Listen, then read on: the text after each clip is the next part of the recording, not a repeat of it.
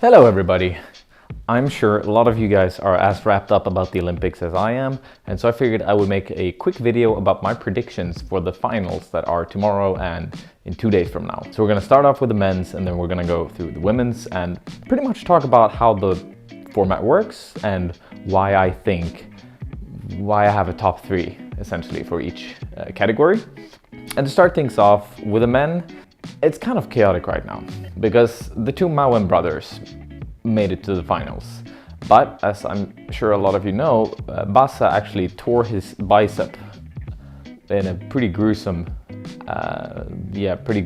accident in the lead qualifications, which puts everyone in a pretty weird spot because he was number 1 in speed, which means that he would face Bassa Ondra in the finals, because then you go head to head. The person who placed first in speed in the qualifiers will face the person who placed last out of the 8 finalists, that is. And since Bassa is not, competing, everyone was kind of like, oh, okay, so Alex Megos will take his place then. But no, that's not the case. What happens instead is that Bassa will compete, but just be DNS, like he will not show for the entirety of the competition. Which also means that Bassa Ondra is automatically placed at least 4th in speed, which puts him at a pretty big advantage, which is also going to be gruesome for everyone else since he is a fantastic climber and lead and boulder is what he's good at, or particularly good at. He's good at speed as well, but not the top 3, that is.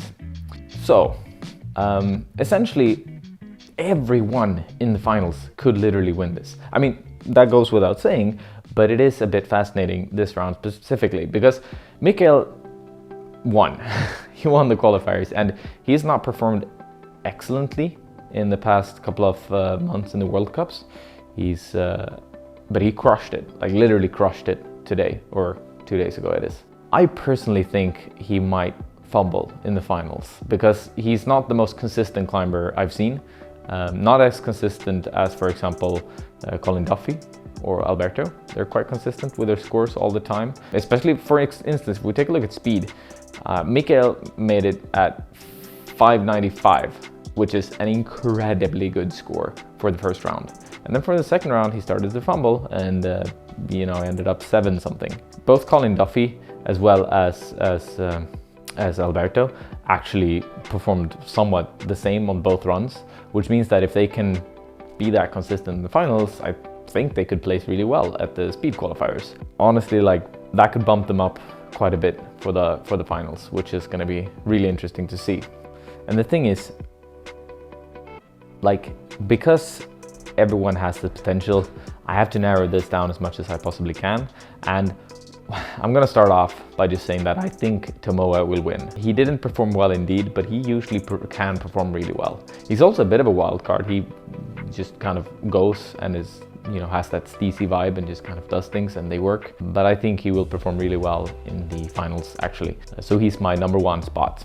For the number 2 spot, and this is a drum roll, I think Colin Duffy actually has a really high potential because if you take a look at the qualifiers, he was actually the best climber, so to speak, because since the system is based off of multiplication, they don't actually take account in how well you do overall.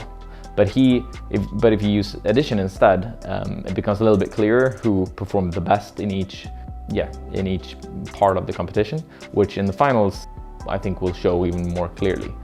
If they were to add the scores up instead of multiplying them, Colin Duffy would have actually won the qualifiers. He would have been put at the first spot because he did okay at all 3 disciplines. And I think that will be to his advantage in the finals. He also seems to have a really good mind game. And I think he'll crush it. So he's my number 2 spot.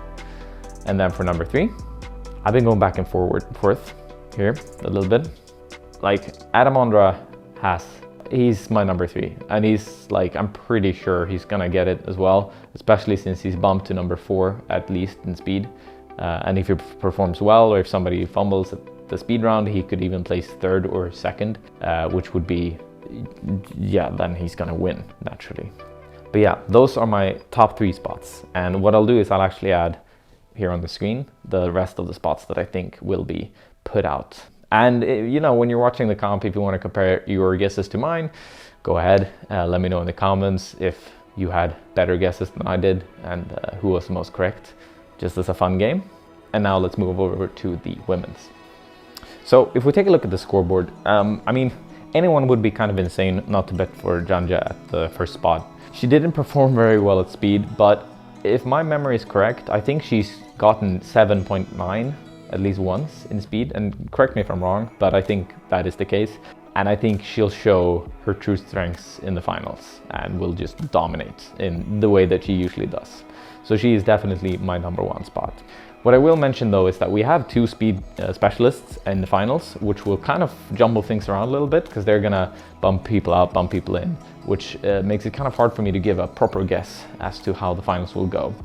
Because if we take a look at how the qualifiers went, then Miho Nonaka was actually the most consistent climber of them all.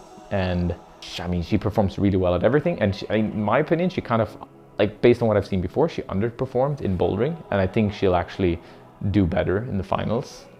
Could be like because of the fact that her knee is a little bit tweaky at the moment, but I think she will crush it. So she is my #2, my #2 spot. Janja, Miho, and then for #3. So there's 2 spots that I think it's gonna go to, either Brooke or Akio. Akio performed incredibly well in the qualifiers in like every way possible. She was also consistent, slightly less so than Miho, but she would have crushed bouldering if she just wouldn't have fallen off the last hole of one of the boulders 3 times, and which would have bumped up her score even further. She's just like, she's pretty good at speed and she's really good at lead climbing. So she's my #3 spot in the end. So there we go, Janja, Miho, and then Akio. And again, I will add the last scores here in the screen. So if you want to compare it, then go ahead and we'll see what happens next. But yeah, I just figured this would be a fun little thing for you, for my little viewers to do with me. Yeah, let me know what you think of my guesses and I'll see you soon. I have some pretty good videos coming up, so make sure you stay tuned.